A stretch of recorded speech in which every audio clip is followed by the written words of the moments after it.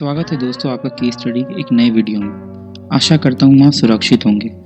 दोस्तों इस वीडियो में हम बात करेंगे इजराइल और पैलेस्टाइन के बीच चल रहे कॉन्फ्लिक्ट के बारे में। इन दोनों के बीच टेंशन काफ़ी एस्केलेट हो चुकी है।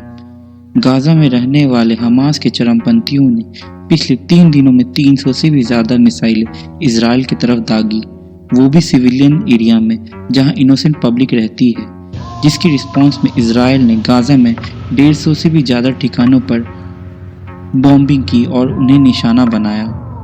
दुख की बात तो यह है कि इस कॉन्फ्लिक्ट में सिविलियंस को टारगेट किया जा रहा है। गाजा में 22 से भी ज़्यादा लोगों की मौत हो चुकी है, जिसमें से 9 बच्चे थे, और इजराइल में 5 लोगों की मौत हुई है, जिसमें से एक केरल में की रहने वाली सौम्या संतोष भी थी। सो डिस्कस करते हैं इस वीडियो में इसके बारे में।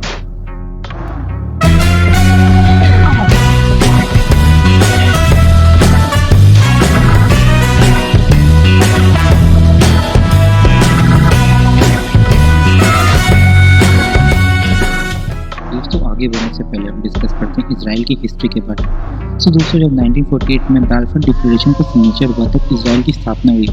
जूज हमेशा से एक अलग कंट्री चाहते थे, तो जब इजराइल की स्थापना हुई तो डिफरेंट पार्ट ऑफ वर्ल्ड में जहाँ जूज रहते थे वो लोग इजराइल की तरफ आने लगे और उन्होंने वहाँ के अरब सेटलर से उनकी ज़मीन को खरीद लिया और उसे अपनी लीगल प्रॉपर्टी बना ली। बट इजराइल की स्टैब्लिशमेंट से अरब वर्ल्ड काफ़ी नाराज़ था। तब उन्होंने 1948 में न्यूली फॉर्म इजराइल पर अटैक कर दिया, जिसे हम अरब इजराइल वॉर ऑफ 1948 भी कहते हैं। उसके बाद वो एरिया 3 पार्ट में डिवाइड हो गया, वेस्ट बैंक, गाजा स्ट्रिप और बीच में था इजराइल। वेस्ट बैंक का कंट्रोल पूरी तरह जॉर्डन के हाथ में आ गया और उसने पैलेस्टाइन के लोगों जो इस वॉर में रिफ्यूजी बने थे उसे वहाँ पे सेटल करवा दिया। नाउ दोस्तों दूसरे सबसे बड़ा इवेंट आता है साल 1967 में, जब इजराइल के सारे नेबरों ने मिलकर उस पर अटैक कर दिया था। बट इजराइल ने उन सबों को अकेले ही 6 दिन के अंदर ही हरा दिया, इसलिए इसे हम 6 डे वॉर भी कहते हैं। अगर दोस्तों आपको इस टॉपिक पे डेडिकेटेड वीडियो चाहिए होगा तो प्लीज़ मुझे कमेंट सेक्शन में ज़रूर बताइएगा। सो दोस्तों 6 डे वॉर में जब इजराइल की जीत हुई तब गोलन हाइट और ईस्ट जेरूसलम पर इजराइल का कब्जा हो गया। ईस्ट जेरूसलम को हम शेख जर्राह भी कहते हैं। शेख जर्राह पर कब्जे के बाद इजराइल ने वहाँ रहने वाले पैलेस्टीन के लोगों को वहाँ से बाहर नहीं निकाला, बट उन्होंने उन सबों के साथ एक एग्रीमेंट कर लिया, जिस एग्रीमेंट से वहाँ के रहने वाले पैलेस्टीन के लोगों ने जूस ओनरशिप को एक्सेप्ट कर लिया और एग्री कर गए कि वो अब एक टेनेंट के हैसियत से वहाँ रह रहे हैं, लेकिन अब वो उसे डिनाई कर रहे हैं।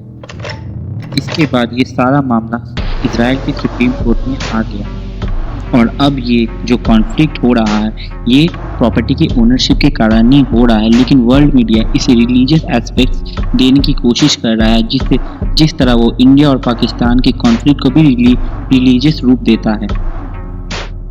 तो दोस्तों ये तो हो गया हिस्ट्री के बारे में। अब आप सोच रहे होंगे ओके ये कॉन्फ्लिक्ट हुआ तो इसका कोई ना कोई ओरिजिन तो होगा ही होगा। तो दोस्तों आप सही सोच रहे हैं। कुछ हमास के समर्थकों ने अल अक्सा मॉस्क से इजराइल के सिक्योरिटी पर्सनल पर स्टोन पेल्टिंग किया, क्योंकि उन्हें लगता था कि इजराइल की सिक्योरिटी फोर्सेस कभी भी अल अक्सा मॉस्क के अंदर नहीं आएंगी, क्योंकि अल अक्सा मॉस्क इस्लाम के तीसरी सबसे पवित्र जगहों में से एक है। बट हुआ उसका उल्टा ही। इजराइल की सिक्योरिटी फोर्सेस उसके अंदर घुस गए और उन्होंने लाठी चार्ज कर दिया, जिसके कारण वहाँ भगदड़ मच गई और 300 से भी ज़्यादा लोग घायल हो गए। यह देख हमास के लड़ाकों को काफ़ी गुस्सा आया और उन्होंने गाजा स्ट्रिप से इजराइल की तरफ ताबड़तोड़ मिसाइलें दाग दी। बट भला हो इजराइल के एडवांस मिसाइल डिफेंस सिस्टम यानी आयरन डोम का, जिसने 90% मिसाइल को इंटरसेप्ट कर दिया। दोस्तों इजराइल की सिक्योरिटी फोर्सेस की इस कार्रवाई से अल अक्सा मॉस्क को काफ़ी नुकसान पहुंचा है।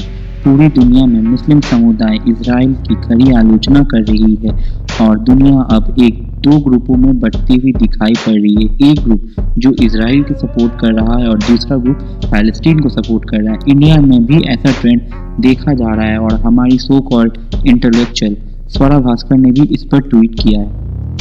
देखो दोस्तों मेरा मानना यह है कि ये एक प्रॉपर्टी का इशू है, बट वर्ल्ड मीडिया इसे रिलीजन से कनेक्ट कर रहा है। अब बात करते हैं इजराइल के पीएम बेंजामिन नेतन्याहू का इस पे क्या स्टैंड है। तो ये बेंजामिन नेतन्याहू ने तुरंत ही operation 2021 garden of the wall को लॉन्च कर दिया गया है, जिसके स्वरूप उन्होंने काउंटर अटैक गाजा के ऊपर स्टार्ट कर दिया है। दोस्तों मैं इस मुद्दे पे कड़ी नज़र बनाए हूँ, जैसे ही कोई नया अपडेट मिलेगा तो मैं आपको बता देता हूँ। पर दोस्तों जाते जाते मैं आपके सामने कुछ फैक्ट रखना चाहता हूँ। दोस्तों इंटरनेशनल रिलेशन बेस्ड होता है सेल्फ इंटरेस्ट पे, और इसराइल इंडिया का एक ऑल वेदर अलाई है।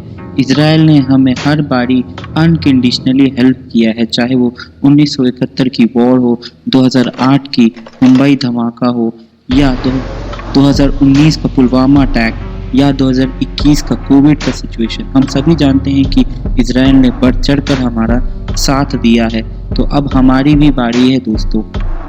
This is end of our video, और प्लीज दोस्तों जाते जाते प्लीज सब्सक्राइब कर देना, जिससे मुझे मोटिवेशन मिलती है ताकि मैं आगे वीडियो बना सकूँ। I really appreciate your time. Thank you for watching guys.